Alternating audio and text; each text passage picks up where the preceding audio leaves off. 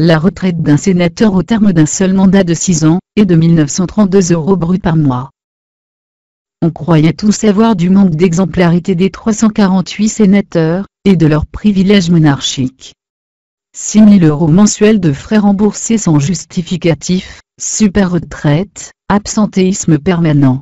Des privilèges fiscaux que se sont octroyés légalement ces princes de la République, et le vaste système de triche, qui permet à une partie d'entre eux, les intouchables, de ne rien faire ou presque.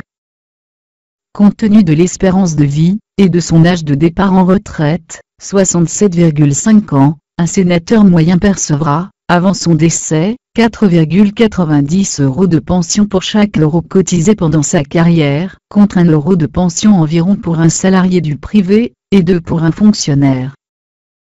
Un ex-sénateur ayant effectué un unique mandat de 6 ans, empoche 1 932 € de retraite mensuelle brute.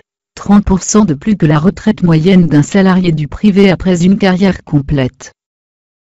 La reversion de retraite de veuf et veuve d'un élu est aussi bien plus favorable que dans le régime général, soit un taux de reversion de 66% de la pension d'un sénateur contre 50% dans la fonction publique, et 54% dans le privé.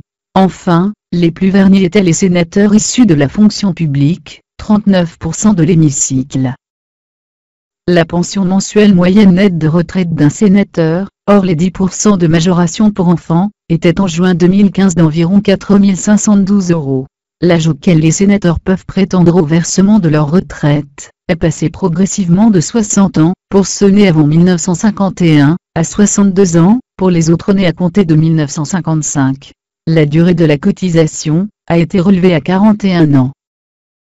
Cette apparente générosité, n'empêche pas la caisse des sénateurs d'afficher une belle santé financière. Et ce, malgré la mauvaise situation démographique de ses ressortissants.